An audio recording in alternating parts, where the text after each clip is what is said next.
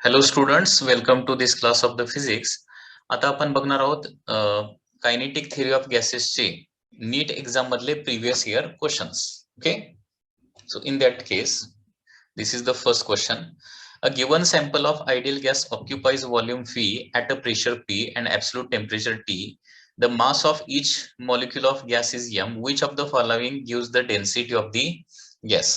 आता आपण ideal gas equation different form मध्ये बघितलेला आहे आणि एक फॉर्म त्याचा आहे that is PM is equal to rho K T. Okay, ideal gas equation different form मध्ये जर तुम्ही बघितलेला असेल तर त्याच्यामध्ये आयडियल गॅस इक्वेशनचा हा देखील एक फॉर्म तुम्हाला बघायला मिळेल. P into mass of each molecule is equal to rho K T आणि याच्यावरून डेन्सिटीचा फॉर्म्युला काय येणार आहे PM divided by KT, PM by KT. So answer याचा काय येणार आहे B answer will be the correct answer. Okay, next question.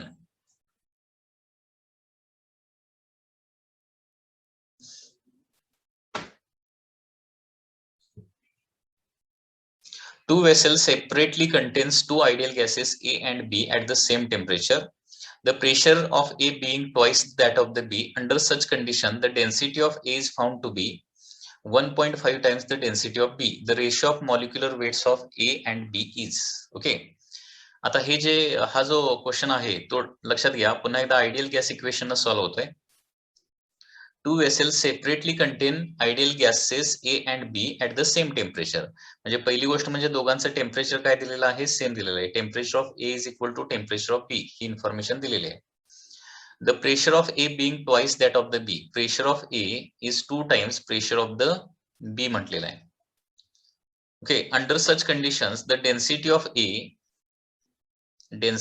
A is found to be 1.5 times density of B. Okay, the ratio of molecular weight of A and B is. आता ratio कशाचा काय काढायला सांगितलाय molecular weight of A to the molecular weight of B हा ratio आपल्याला find out करायला सांगितलेला आहे. ओके, आता याच्यामध्ये बघा कसं होणार. आयडियल गॅस इक्वेशन नुसार PV is equal to NRT हा फॉर्म्युला आपल्याला डेन्सिटीच्या स्वरूपात कन्वर्ट करावा लागेल. तर याच्यावरून PV is equal to number of mole कसं काढतो mass divided by molecular weight into RT. आता व्हॉल्यूमला LHS ला नेतो म्हणजे P into mu is equal to mass by volume, mass by volume बरोबर आहे ना. P इंटू म्यू, म्यू ला LHS ला नेलेला आहे, फी ला RHS ला नेतोय, M बाय फी RT येणार आहे. आता इथं बघा मास बाय व्हॉल्यूम म्हणजे density. So P mu is equal to rho RT हा आयडियल गॅस इक्वेशनचा एक फॉर्म आहे, तो आपल्याला माहित आहे. ठीक आहे, आता याच्यावरून आपल्याला मॉलिक्युलर वेटचा रेशो काढायला सांगितलाय. म्हणजे याच्यावरून मॉलिक्युलर वेटचा फॉर्म्युला काय येणार आहे mu is equal to rho RT by P होणार आहे. Rho RT by P that is the molecular weight. ठीक आहे, आता हे रेशो मध्ये लिहूया. So molecular weight of A divided by molecular weight of B is equal to density of A divided by density of B येणार, कारण molecular weight is directly proportional to density. R हा कॉन्स्टंटच आहे, दोघांचं temperature तेवढंच दिलेलं आहे, into काय होणार आहे pressure of B divided by pressure of A होणार आहे. Okay, so density of A by density of B काय होणार बघा दॅट इज 1.5 टाइम्स येते. Okay, rho A by rho B 1.5 दिलेला आहे आणि PB डिवायडेड बाय PA जर केलं तर 1/2 येणार आहे, बरोबर आहे ना. PB डिवायडेड बाय PA केलं तर 2 LHS ला जाणार आणि PB बाय PA म्हणजे 1/2 येणार आहे. So molecular weight of A to the molecular weight of B येणार आहे 1.5 म्हणजे 3/2 इंटू 1/2 म्हणजे आन्सर येणार आहे 3/4. So D is the correct answer here. Okay, so D answer is a correct answer. Next.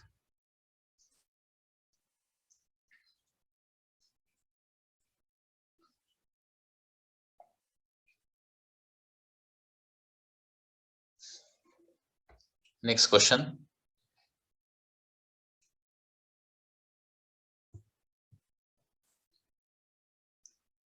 In the given VT diagram, what is the relationship between P1 and P2? Okay. So same type of question again here. Okay.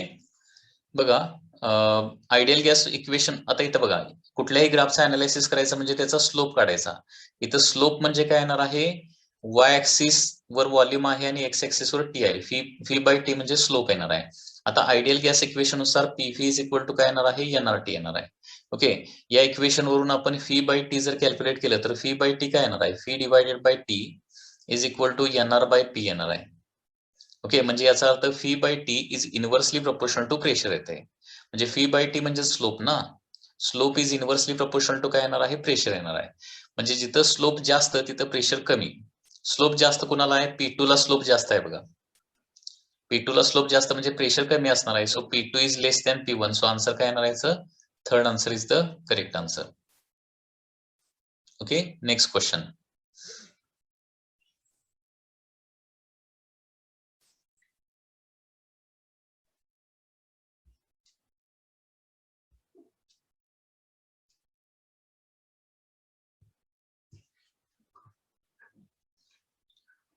At 10 degrees Celsius, value of density of fixed mass of ideal gas divided by its pressure is X. At 110 degrees Celsius, this ratio is. Okay, this ratio is. आता बघा या example मध्ये काय दिलंय, at 10 degrees Celsius, the value of density of the fixed mass of ideal gas divided by the pressure. म्हणजे at 10 degrees Celsius, density divided by pressure हा जो ratio दिलाय तो एक्स दिलेला आहे. तर ऍट 110 डिग्री सेल्सिअस हा डेन्सिटी बाय प्रेशर हा रेशो किती येणार आहे हे आपल्याला कॅल्क्युलेट करायचं आहे. ओके, आता त्याच्यासाठी डेन्सिटी बाय प्रेशरची व्हॅल्यू काय ते आपल्याला काढावं लागेल. P V is equal to formula असतो एनआरटी, बरोबर आहे ना. इथून बघा पुन्हा एकदा तीच केस येणार आहे. P V number of mole म्हणजे mass divided by volume. Okay, mass divided by molar mass, sorry mass divided by molar mass into RT येणार आहे. ओके, व्हॉल्यूमला एलएचएस ला घेतो म्हणजे पी इंटू म्यू, म्यू ला एलएचएस लावलं, मास बाय व्हॉल्यूम म्हणजे काय येणार आहे, density rho RT. Okay, so P mu is equal to rho RT हा एक आपल्याला फॉर्म्युला माहिती आहे आयडियल गॅस इक्वेशनचा, बरोबर आहे ना. आता याच्यामध्ये या इक्वेशन नुसार ओके रो बाय पी काय येणार आहे, rho divided by P is equal to mu by काय येणार आहे, आरटी येणार आहे, म्यू बाय आरटी. आता या इक्वेशन मध्ये रो बाय पी हा रेशो म्यू, कारण फिक्स्ड मास ऑफ गॅस आहे म्हणजे गॅस तर आपण चेंज करत नाही, म्यू कॉन्स्टंट आहे और कॉन्स्टंट आहे. So rho by P is inversely proportional to काय येणार आहे, टी येणार आहे, इनव्हर्सली प्रोपोर्शनल टू टी. तर सुरुवातीला हा रेशो जो आहे तो किती आहे, एक्स आहे. नंतर हा रेशो किती होणार आहे, सपोज एक्स डॅश होणार आहे, इज इक्वल टू काय होणार आहे, इनव्हर्सली प्रोपोर्शनल टू म्हणजे काय येणार आहे, T dash divided by T आपल्याला लिहावं लागेल. So X divided by X dash is equal to T dash. T dash म्हणजे फायनल टेम्परेचर किती होणार आहे, प्लस 273 ऍड करायचं आहे. ओके, म्हणजे किती होणार आहे, 383 होणार आहे. 383 divided by initial temperature 10 degree Celsius, याच्यामध्ये 273 ऍड केलं तर काय होणार आहे, दॅट इज 283 होणार आहे. Okay, so therefore X dash ची व्हॅल्यू काय येणार, मग X dash is equal to 283 divided by 383. 283 divided by 383 into काय येणार आहे, एक्स येणार आहे. सो करेक्ट आन्सर काय येणार आहे, B is the correct answer. Okay, next question number, next question, that is question number 5.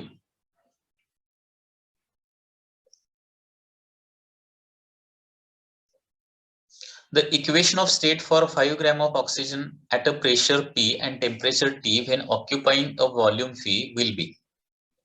Okay, बघा व्हेरी सिंपल रिलेशन आहे. Ideal gas equation, equation of state म्हणजे काय असतं, आयडियल गॅस इक्वेशन असतं. Ideal gas equation असतं P V is equal to NRT. Okay, तर फक्त इथं नंबर ऑफ मोल्स आपल्याला काढावे लागतील. Number of moles, number of mole म्हणजे काय असतं, mass divided by molar mass असतं. मास इथं दिलंय 5 ग्रॅम आणि ऑक्सिजनचं मोलर मास किती असतं, 32. So P V is equal to काय येणार आहे, 5 डिवाइडेड बाय 32 आरटी येणार आहे. सो आन्सर काय येणार आहे, A is the answer here.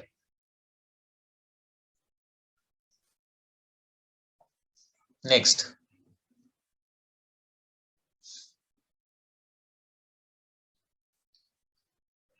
The value of critical temperature in terms of van der Waals constant A and B is given by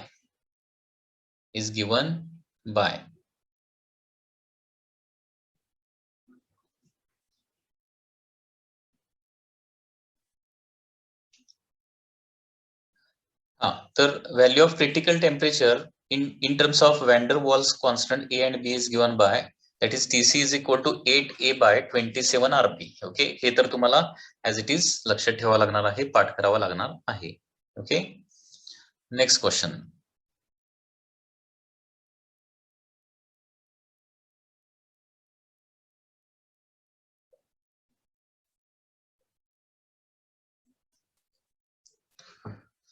Three containers of same volume contain three different gases. The masses of molecules are M1, M2, M3. Number of molecules in their respective containers are N1, N2, N3, and the gas pressure in the containers are P1, P2, P3 respectively.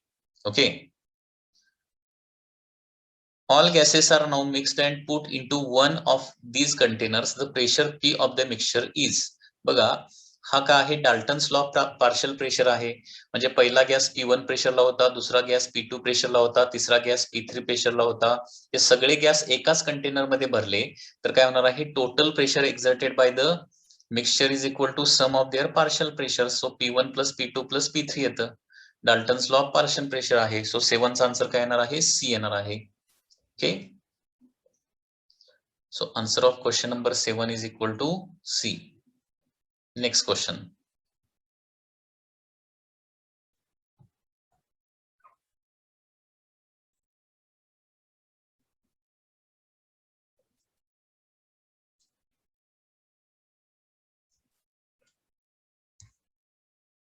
Two containers A and B are partially filled with water and closed. The volume of A is twice that of B and it contains half amount of water in B. If both are at the same temperature, the water vapor in the container will have the pressure in ratio of. आता इथं लक्षात घ्या, एखाद्या closed container मध्ये आपण certain amount of water जर ठेवलं तर काय होतं, हे काही वॉटर काय होतं इथं इव्हॅपोरेट होतं आणि त्याच्यामुळे काय होणार आहे, इथं व्हेपर प्रेशर क्रिएट होणार आहे. आता हे व्हेपर प्रेशर जे आहे ते कशावर डिपेंड असतं, इथं अमाउंट ऑफ लिक्विड किती आहे त्याच्यावर डिपेंड नसतं, तर व्हेपर प्रेशर हे फक्त आणि फक्त टेम्परेचरवर डिपेंड असतं. ठीक आहे. आता इथं if both are at the same temperature म्हटलंय, त्याच्यामुळे व्हेपर प्रेशर काय येणार आहे, आन्सर 1:1 येणार आहे. Okay, next question.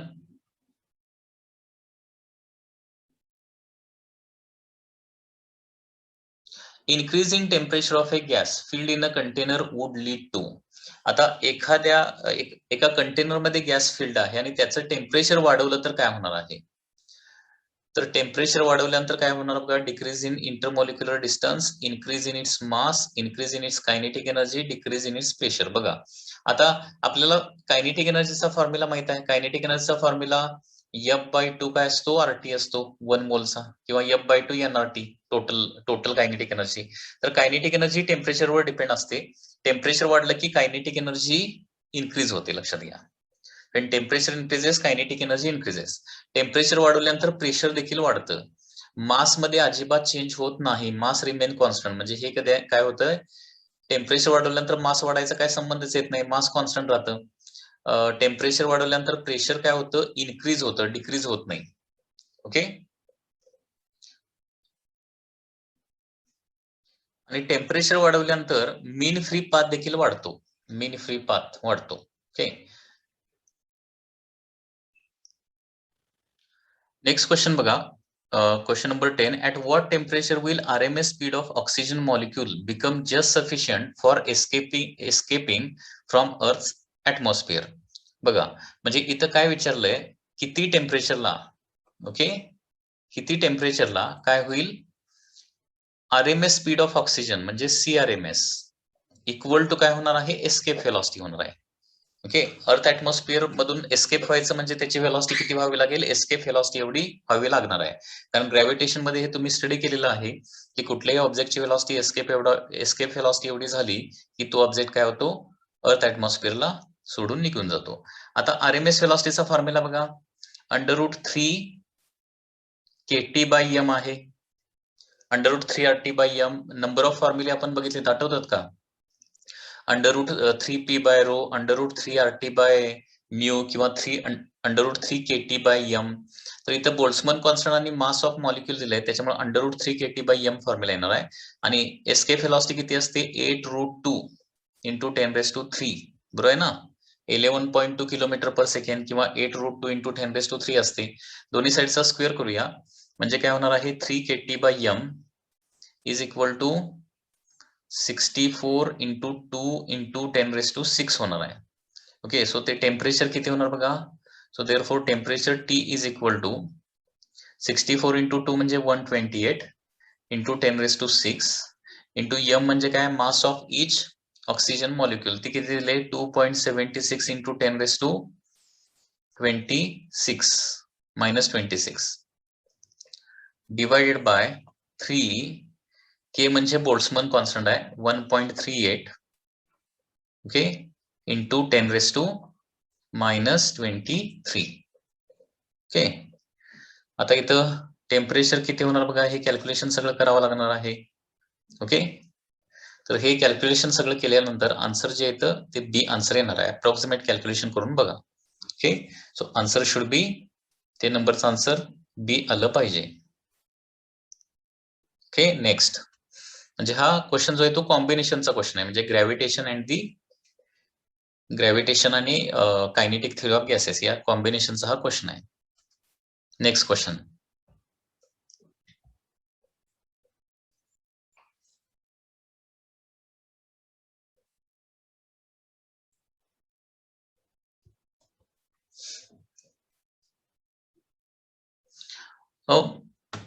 The molecules of given mass of gas have RMS velocity 200 m/s at 27 and 1 × 10⁵ Newton per meter square pressure. When the temperature and pressure of the gas are respectively 127 degrees Celsius and 0.05 × 10⁵ Newton per meter square, then RMS velocity of its molecule in meter per second is. म्हणजे काय दिलंय बघा, सुरुवातीला temperature T1 दिलेला आहे 27 degree Celsius म्हणजे किती होणार आहे, 300 केल्विन. आणि सुरुवातीचं प्रेशर दिलेलं आहे 1 × 10⁵ न्यूटन पर मीटर स्क्वेअर दिलेला आहे. आणि त्यावेळेची CRMS म्हणजे C1 दिलेला आहे 200 m/s. 200 m/s. आता ज्यावेळी टेम्परेचर किती होईल, temperature T2 become that is 127 degree Celsius. म्हणजेच किती होणार आहे, 127 + 273 म्हणजे किती होणार आहे, दॅट इज 400 केल्विन होणार, 400 केल्विन. ओके, आणि प्रेशर करायचं आहे 0.05 × 10⁵ न्यूटन पर मीटर स्क्वेअर. तर त्यावेळची CRMS व्हेलॉसिटी म्हणजे C2 तुम्हाला फाइंड आउट करायची आहे. आता RMS व्हेलॉसिटी जी आहे ती फक्त आणि फक्त टेम्परेचरवर डिपेंड असते, प्रेशरचा काय संबंध नाहीये. आता CRMS चा फॉर्म्युला बघा, √ ओके 3 RT डिवायडेड बाय काय असणार आहे, मोलर मास 3 RT/μ. म्हणजे CRMS काय येतं, डायरेक्टली प्रोपोर्शनल टू T येतं. ओके, कारण 3R/μ काय असणार आहे, कॉन्स्टंट असणार आहे. इथं लिहू शकतो रेशो आपण, C2/C1 इज इक्वल टू काय येणार आहे, C2/C1 इज इक्वल टू काय येणार आहे, that is C2/C1 is equal to √T2 divided by T1 येणार आहे. ओके, तर इथं सगळे आपल्याला व्हॅल्यूज प्लेस करायचे आहेत. आणि व्हॅल्यूज प्लेस केल्यानंतर बघा, टेम्परेचर काय केलेलं आहे, 4/3 टाइम्स केले ना. सुरुवातीची व्हेलॉसिटी बघा, हे कॅल्क्युलेशन कसं होणार आहे, तर व्हॅल्यूज प्लेस करूया. C2 काढायचं आहे, C1 आहे 200 इज इक्वल टू √T2 आहे दॅट इज 400, T1 आहे 300. Okay, 0 0 0 0 cancel. So C2 is equal to 200 into √4/3 म्हणजे 2/√3 होणार आहे. म्हणजे C2 हे टेम्परेचर किती येणार आहे, C2 is equal to 400 by root 3. So D answer is the correct answer. Next.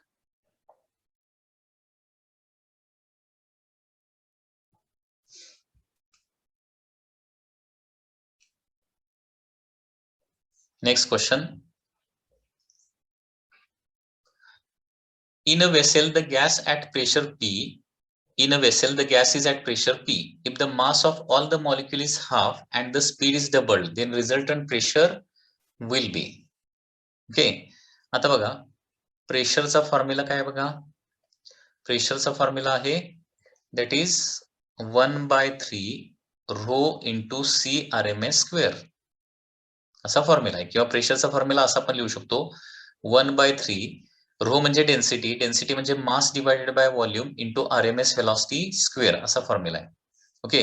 आणि प्रत्येक मॉलिक्युलच्या स्वरूपात जर लिहायचं झालं तर आता गॅसचं मास म्हणजे काय असतं, कॅपिटल एम म्हणजे मास ऑफ द गॅस म्हणजे काय असतं, number of molecules into mass of each molecule divided by volume into CRMS square हा फॉर्म्युला आहे प्रेशरचा. आता याच्यामध्ये काय केलंय, if mass of all molecule is half, मॉलिक्युलचा मास काय करायचा आहे, हाफ करायचा आहे, स्पीड डबल करायचा आहे. बघा मग काय होणार बघा, इथं P2 डिवाइडेड बाय P1 पुन्हा एकदा रेशो लिहूया. 1/3 इज अ कॉन्स्टंट. ओके. इथं काय करायचं आहे, मास आणि स्पीड या दोन गोष्टी चेंज करायच्या आहेत. नंबर ऑफ मॉलिक्युल आणि व्हॉल्यूम हे तेवढंच राहणार आहे. तर काय करणार आहे, M2 divided by M1 into C2 divided by C1 square होणार आहे. ठीक आहे. आता मास काय केलेला आहे, हाफ केलेला आहे, म्हणजे सुरुवातीला 1 असेल तर नंतर काय होणार आहे 1/2 होणार आहे. आणि स्पीड काय केलेला आहे, डबल केलेला आहे, म्हणजे सुरुवातीला 1 असेल तर नंतर काय होणार आहे 2 होणार आहे, याचा स्क्वेअर. सो 1/2 इंटू 2 स्क्वेअर बरोबर आहे ना, म्हणजे किती येणार आहे 1/2 इंटू 4 होणार, म्हणजे काय येणार आहे 2 येणार आहे. So P2 is equal to 2 times P1 येणार आहे. सो आन्सर याचं काय येणार आहे, that is the 2P. Okay students.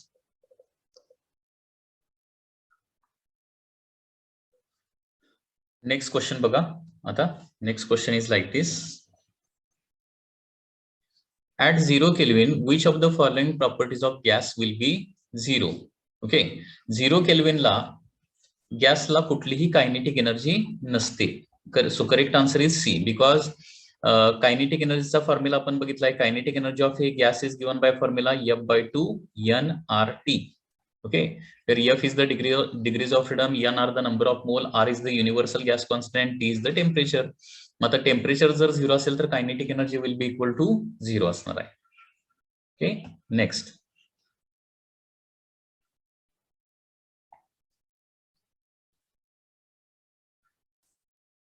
Next question is like this. Relation between P and pressure P and kinetic energy per unit volume E of the gas is. Okay. आता pressure exerted by गॅसचा formula काय असतो, किंवा kinetic energy, total kinetic energy of गॅसचा formula काय असतो बघा. Total kinetic energy is given by formula 3/2 PV. Okay, 3/2 PV. ठीक आहे.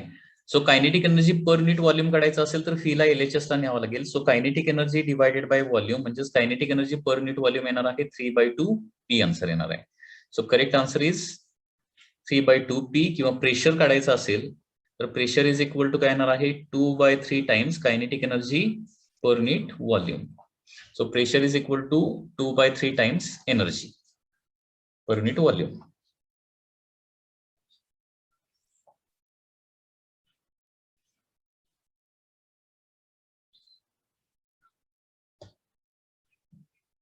Next question. According to kinetic theory of gases at absolute zero temperature, absolute zero temperature म्हणजे 0 केल्विनला, 0 केल्विनला काय होणार आहे, मॉलिक्युलर मोशन कम्प्लिटली स्टॉप होणार. 0 केल्विनला आताच आपण बघितलं की कायनेटिक एनर्जी पूर्णपणे 0 होते, आणि कायनेटिक एनर्जी 0 होते म्हणजे काय होतं, मॉलिक्युलर मोशन जे आहे ते कम्प्लिटली थांबणार आहे. So correct answer is C. Next.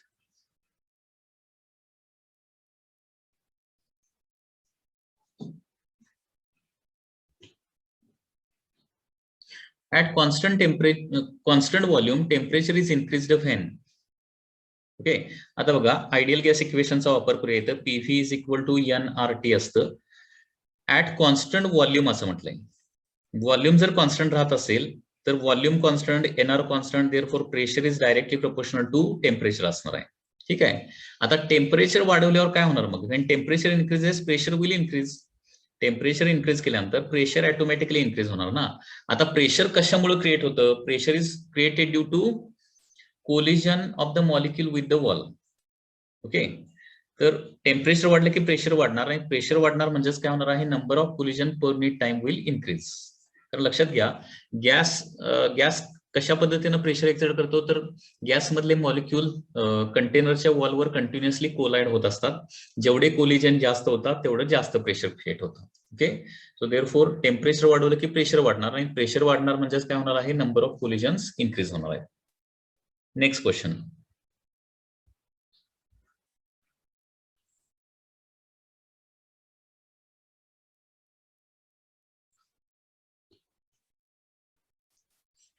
Next question is from NEET 2020 last year. The average thermal energy of monoatomic gas is average thermal energy of monoatomic gas is. Okay. काय ना बघा, मोनोअटॉमिक म्हणजे आता कुठल्याही गॅसची जी गॅस मॉलिक्यूलची जी एनर्जी असते. ओके.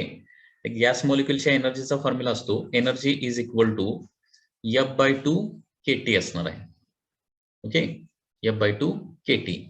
आता मोनो ॲटॉमिक म्हणजे काय? तर डिग्रीज ऑफ फ्रीडम किती येणार आहे? 3 येणार आहे. सो 3/2 kT येणार आहे. सो 3/2 kT येणार आहे. के म्हणजे बोल्ट्झमन कॉन्स्टंट. सो आन्सर काय येणार आहे? बी हे याचं करेक्ट आन्सर येणार आहे. Okay. Next question. The degrees of freedom of triatomic gas. Next question बघा. Degrees of freedom of triatomic gas is. Okay.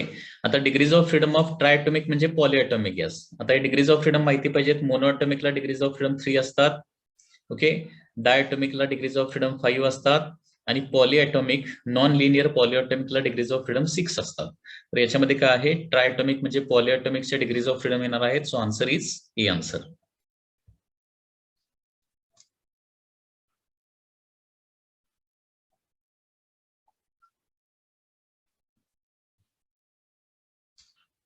Next question.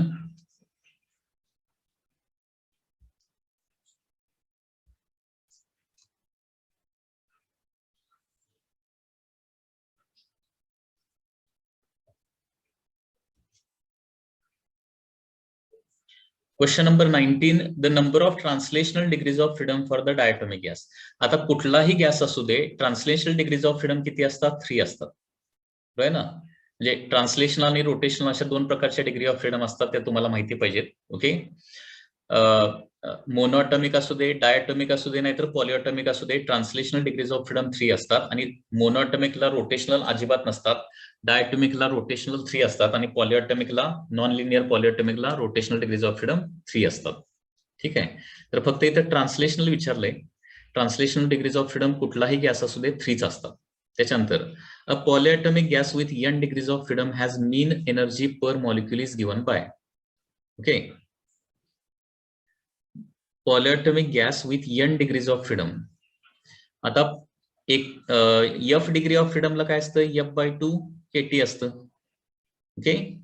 तर n डिग्रीज ऑफ फ्रीडमला काय होणार मग? n/2 kT येणार. Okay. n degrees of freedom जर असतील तर मीन energy per molecule काढायचं असेल तर n/2 kT mean energy per molecule. Okay. बघा, कायनेटिक एनर्जी पर मॉलिक्यूलचा फॉर्म्युला, स्टँडर्ड फॉर्म्युला तुम्हाला माहिती पाहिजे. That is F/2 kT where F is the degrees of freedom. आता डिग्रीज ऑफ फ्रीडम इथं त्यांनी काय म्हटलेले आहेत? n म्हटलेले आहेत. सो F च्या ठिकाणी फक्त n प्लेस करायचा आहे. So n/2 kT. So n/2 kT असं कुठं आहे? थर्ड ऑप्शन मध्ये आहे. So correct answer is C answer. Next.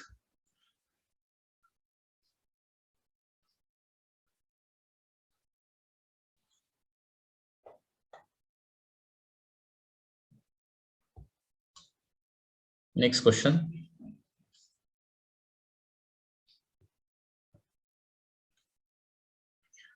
The value of gamma, that is Cp/Cv, for hydrogen, helium, and another ideal diatomic gas X okay, whose molecules are not rigid but have an additional vibration mode are respectively equal to.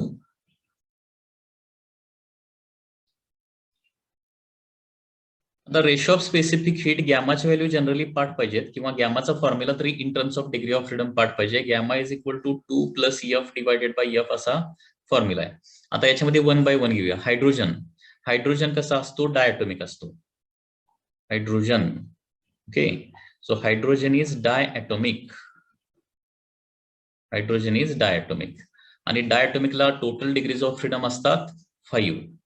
आणि त्याच्यामुळे त्याचा gamma किती येणार बघा, gamma is equal to 2 plus 5 divided by 5 म्हणजे किती येणार आहे, 7 बाय 5 येणार. 7 बाय 5 किती ऑप्शन मध्ये आहे, 7 बाय 5 आयदर ए येणार और डी येणार आहे, ए और डी. त्याच्यानंतर हेलियम मोनोअटॉमिक आहे. हेलियम मोनोअटॉमिक आणि याच्या डिग्रीज ऑफ फ्रीडम असतात फक्त 3, ओनली 3 डिग्रीज ऑफ फ्रीडम. म्हणजे काय येणार आहे, 2 plus 3 that is 5 divided by 3.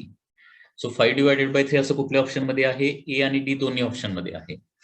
Okay, त्याच्यानंतर पॉलीएटॉमिक, त्याच्यानंतर आहे डायटोमिक पण एक ऍडिशनल व्हायब्रेशनल मोड त्याच्यामध्ये आहे. ओके, पॉलीएटॉमिक नाहीये, डायटोमिकच आहे. Okay, diatomic with additional vibrational मोड आहे. तर याच्या डिग्रीज ऑफ फ्रीडम किती येणार आहेत, तर याच्या डिग्रीज ऑफ फ्रीडम असणार आहेत, नॉर्मल डायटोमिक असेल तर किती असतात, 5 असतात. ओके, नॉर्मल डायटोमिक जर असेल म्हणजे व्हायब्रेशनल मोड त्याच्यामध्ये नसेल. ओके, हायड्रोजन हा काय आहे, डायटोमिक आहे, त्याच्यामध्ये व्हायब्रेशनल अजिबात नाहीये. आता डायटोमिक आहे परंतु एक व्हायब्रेशनल मोड आहे, तर टोटल डिग्रीज ऑफ फ्रीडम त्याच्या येतात 5 प्लस व्हायब्रेशनच्या 2 म्हणजे किती येणार आहे, 7 डिग्री ऑफ फ्रीडम येणार आहे त्याला, 7 डिग्री ऑफ फ्रीडम. लक्षात घ्या, कारण नेहमी लक्षात ठेवायचं, आता डायटोमिकला 5 डिग्री ऑफ फ्रीडम असतात हे आपल्याला माहितीच आहे, लक्षात घ्या. आणि प्रत्येक व्हायब्रेशनल मोडला 2 डिग्री ऑफ फ्रीडम असतात, हे नेहमी लक्षात ठेवायचं. एका व्हायब्रेशनल मोडला 2 डिग्री ऑफ फ्रीडम असतात, म्हणजे ऑलरेडी असणाऱ्या 5 म्हणजे 5 कशा येणार आहेत, या 5 कशा येणार आहेत, ट्रान्सलेशनच्या 3, रोटेशनलच्या 2 असतात.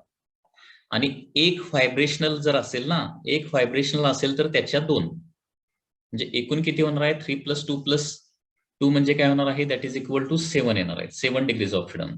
आणि त्याच्यामुळे याच्या गॅमाची व्हॅल्यू किती येणार, मग गॅमाची value, so gamma is equal to 7 plus 2 that is 9 divided by काय येणार आहे, 7 येणार. So 9 by 7. So correct answer याचं काय येणार आहे, ए येणार आहे. ओके, ठीक आहे. तर नेहमी लक्षात ठेवा, इथं फक्त रिवाइज करतो मी, डिग्रीज ऑफ फ्रीडमच्या व्हॅल्यू. ओके, मोनोला असतात, मोनो अटॉमिक असेल तर 3 प्लस 0 म्हणजे 3 ट्रान्सलेशनल 0 रोटेशनल अशा एकूण 3 असतात. डायटोमिकला किती असतात बघा, डायटोमिकला तर 3 ट्रान्सलेशनल प्लस 2 रोटेशनल एकूण 5 असतात. आणि पॉलीएटॉमिक जर असेल, पॉलीएटॉमिक असेल, हे डायटोमिक, हे मोनोअटॉमिक. पॉलीएटॉमिक असेल तर 3 ट्रान्सलेशनल आणि 3 रोटेशनल अशा किती डिग्री ऑफ फ्रीडम असतात, 6. आणि याच्यामध्ये प्रत्येकाला एक व्हायब्रेशन जर दिली, एक व्हायब्रेशन आहे असं चुकून क्वेश्चन मध्ये जर म्हटलं तर त्याच्या 2 काय करावे लागतील, तुम्हाला ऍड कराव्या लागणार आहेत. ओके, लक्षात येतं का, these are the translational degrees of freedom, these are the rotational degrees of freedom. या टोटल डिग्रीज ऑफ फ्रीडम इथं होणार आहेत. Okay, translational plus rotational that is the total.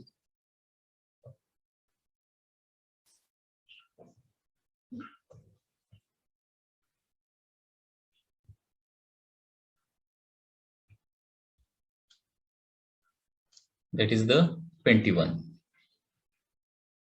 Next, 22.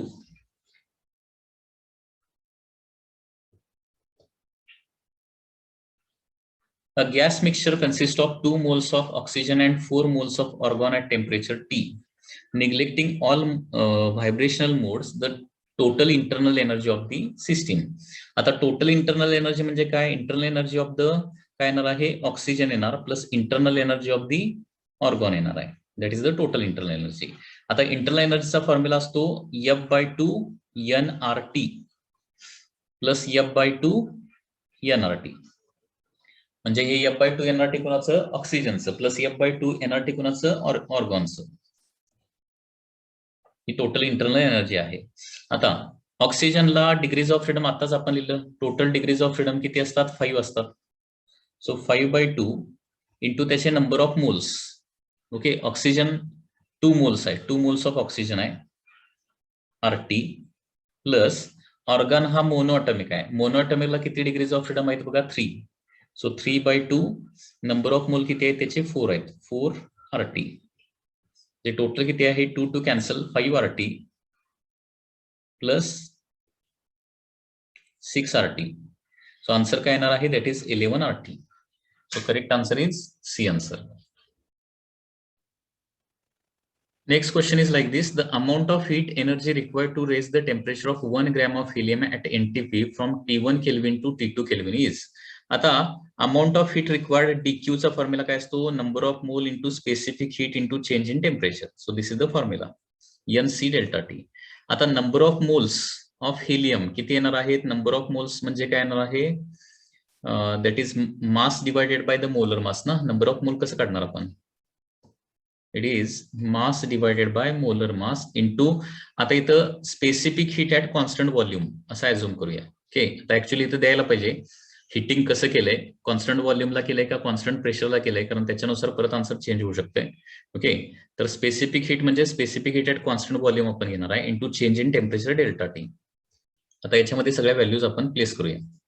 ठीक आहे, नंबर ऑफ मोल्स मास आहे 1 gram आणि हेलियमचं molar mass असतं that is equal to 4.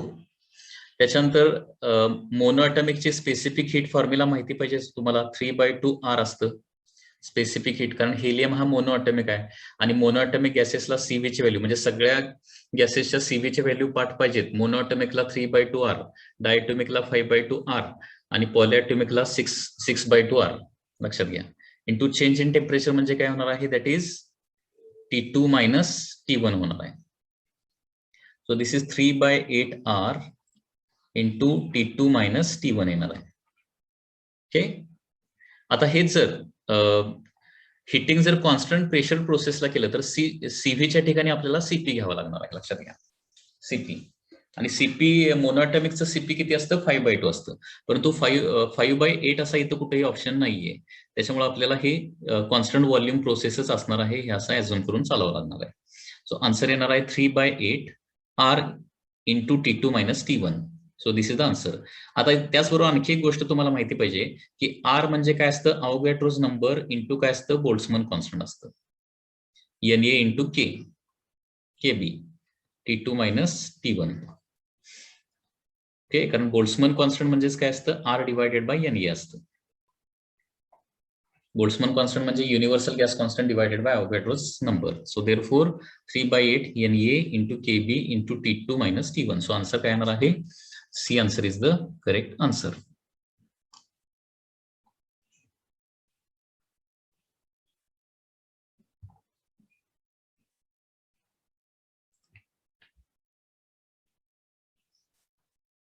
Next is 24.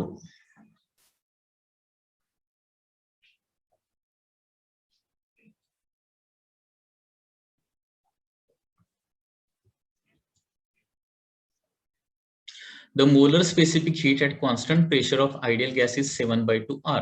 The ratio of specific heat at constant pressure to the constant volume. म्हणजे बघा, molar specific heat at constant pressure म्हणजे CP ची value दिली आहे. CP ची व्हॅल्यू दिली आहे 7/2 R आणि रेशो ऑफ स्पेसिफिक हीट म्हणजे गॅमा विचारलाय. गॅमा म्हणजे CP/CV असतं, हे विचारलंय. गॅमाची व्हॅल्यू किती असेल?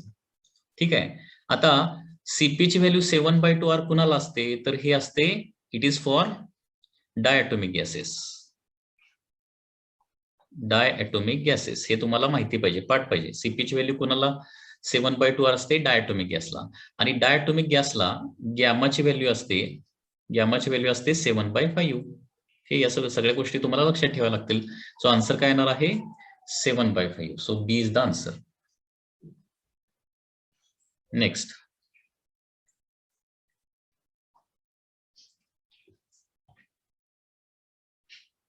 find out the degrees of freedom the expression is. To find out degrees of freedom the expression is. Okay, आता आपण मगाशीच बघितलं गॅमाचा फॉर्म्युला काय असतो 2 + f डिवायडेड बाय f असा फॉर्म्युला असतो, बरोबर आहे ना. गॅमा आणि डिग्रीज ऑफ फ्रीडम मधलं रिलेशन काय आहे, gamma is equal to 2 + degrees of freedom divided by degrees of freedom. मग याच्यावरून डिग्रीज ऑफ फ्रीडमचा फॉर्म्युला आपल्याला काढावा लागणार आहे. ओके, सो देअरफॉर आता इथं काय करावं लागेल, क्रॉस मल्टिप्लिकेशन जर केलं तर काय होणार आहे, gamma into F is equal to काय येणार आहे 2 + एफ येणार आहे. सो एफ ला LHS ला आणूया.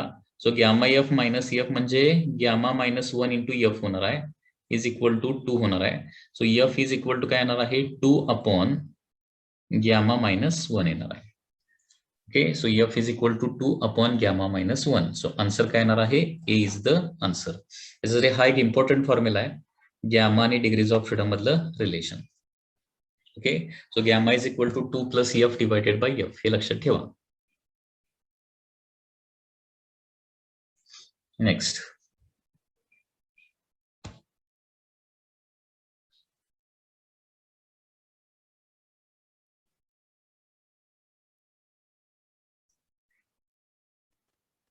नेक्स्ट क्वेश्चन काय बघा, for a gas R/CV 0.67, this gas is made up of molecule which are diatomic, mixture of diatomic and polyatomic, monoatomic and polyatomic. आता बघा CV च्या व्हॅल्यू जर तुम्हाला पाठ असतील तर हा क्वेश्चन तुम्ही इझिली सॉल्व्ह करू शकताय.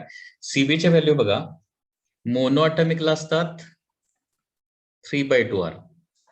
ओके, डायटोमिकला असतं 5/2R आणि पॉलिएटॉमिकला असतं दॅट इज 6/2R म्हणजे 3R. ओके, CV च्या व्हॅल्यू पाठ पाहिजेत. मग याच्यावरून R ची जर व्हॅल्यू काढली, R ची व्हॅल्यू 2/3 CV येणार. म्हणजे R काढायचं असेल तर हे 2/3 इकडे न्यावं लागेल, 2/3 CV होणार आहे. किंवा R is equal to diatomic साठी R is equal to CV is equal to 5/2R ना, so R is equal to काय येणार आहे 2/5 CV होणार आहे. किंवा हे काय होणार आहे, CV is equal to 3R असेल तर R is equal to CV by काय येणार आहे 3 येणार, 1/3 CV येणार. आता 2/3 CV म्हणजे 0.666 म्हणजे 0.67 CV होणार, हे 0.4 CV होणार आणि हे 0.33 CV होणार. आता 0.67 CV असं दिलेलं आहे R/CV. ओके, R/CV ची व्हॅल्यू 0.67 दिली आहे, म्हणजे हे कुणाला होतंय मोनोएटॉमिकला. सो आन्सर काय येणार याचं, सी हे आन्सर येणार आहे. म्हणजे थोडक्यात सीव्हीचा फॉर्म्युला तुम्हाला पाठ पाहिजे आणि सीव्हीचा फॉर्म्युला पाठ असेल तर त्याच्यावरून R/CV ची व्हॅल्यू तुम्ही काढू शकताय.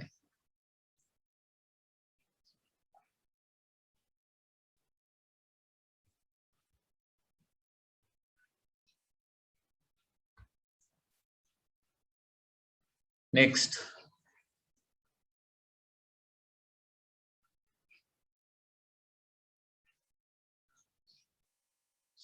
Next questions.